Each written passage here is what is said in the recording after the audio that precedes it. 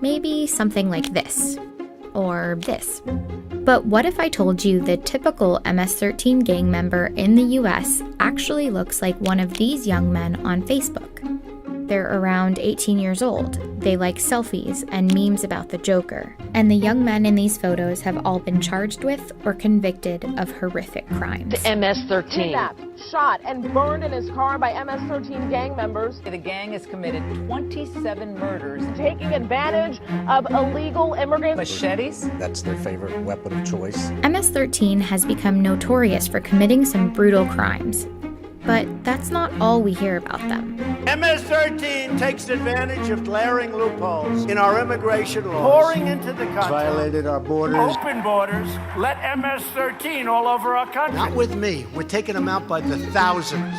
The Trump administration has made MS-13 the most visible symbol of why the U.S. needs tougher immigration policies, especially as a reason to point a finger at Central American immigrants. But here's the thing, MS-13 was born right here in the United States. In the 1980s, a US-backed war against the Salvadoran rebels raged in El Salvador. Nearly 1 million Salvadorans escaped the violence and fled to the US as undocumented immigrants. There to protect themselves from American gang violence, young Salvadorans formed MS-13. This is 100% an American-born gang. It comes out of the Salvadoran immigrant community in Los Angeles. You know, a group of teenagers hanging out, smoking pot, listening to rock music. They called themselves the Stoners, later Mara Salvatrucha, and eventually MS-13. At the time, they were mostly juvenile delinquents involved in street crimes who were stuffed into American jails.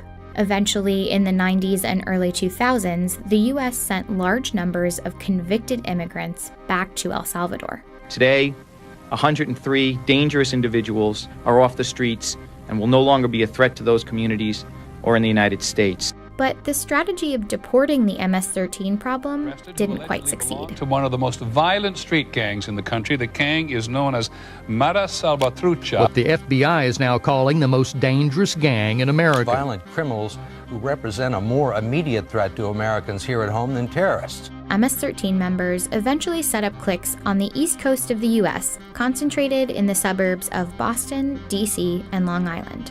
I've been reporting on Long Island for a year, and the MS-13 that I'm seeing on the ground there has almost nothing in common with the MS-13 as portrayed by the government. For one, the Trump administration presents MS-13 as a drug cartel. To the drug smugglers and the vile criminal cartels like MS-13. But that's not really the case. MS-13 is not really involved with the international drug trade. The MS-13 members that I've been following are working after-school jobs. They're living with their parents. They get around Long Island on bicycles because they can't afford cars. It's not the kind of gang that you really get any money from. MS-13 isn't a highly organized criminal group. It doesn't have a central leader or global ambitions. But it's been classified as a transnational criminal organization. The Obama-era Treasury Department put the group on a list of sanctioned organizations with groups like the Mexican Zetas and the Japanese Yakuza. But the organization doesn't have that kind of sophistication to really play with the major players.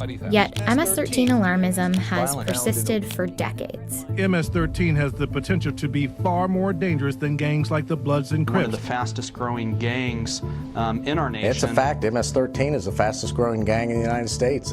Even though MS-13 has stuck around, it's not actually growing. The estimates of MS-13's size in the US have kind of ping-ponged between 5,000 and 10,000 for the last 10 to 15 years. There's no indication that we're seeing a bigger surge of MS-13 than we'd seen in the past. Even based on the government's rough estimates, MS-13 accounts for a tiny fraction of street gang members in the US, which are said to be around 1.4 million. Of that, the Crips, based primarily in Southern California, have an estimated 35,000 members. Lesser-known groups like Chicago's Gangster Disciples have about 50,000 members. But MS-13 is likely the gang we hear about the most.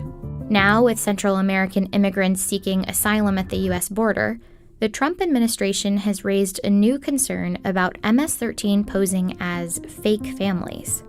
The kids are being used by pawns. Those are traffickers, those are smugglers, that is MS-13, those are criminals, those are abusers. In reality, out of over 30,000 families apprehended at the border this fiscal year, only 200 were fake families.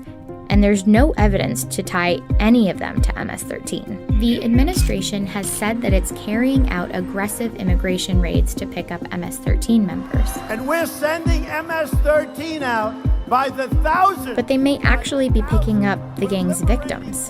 The targets of MS-13's violence are the exact same Salvadoran American immigrants who are the targets of MS-13's recruitment. It can be hard to tell who's really in the gang and who's just adopting gang style. Kids in high school will wear Chicago Bulls t-shirts or will wear Nike Cortez sneakers. And that is a sign of the gang, but it's also just a sign of a high school kid trying to look tough. It's the same thing you saw in the 90s. You saw kids who would have like a blue bandana to try to act like Snoop Dogg, but that didn't mean that they were Crips. If we're trying to send a message that we don't want MS-13 in the US, but that message comes at the cost of hurting the exact same people who MS-13 is victimizing. Is that really the right way to go forward? For any policy to work, it's worth keeping the facts front and center.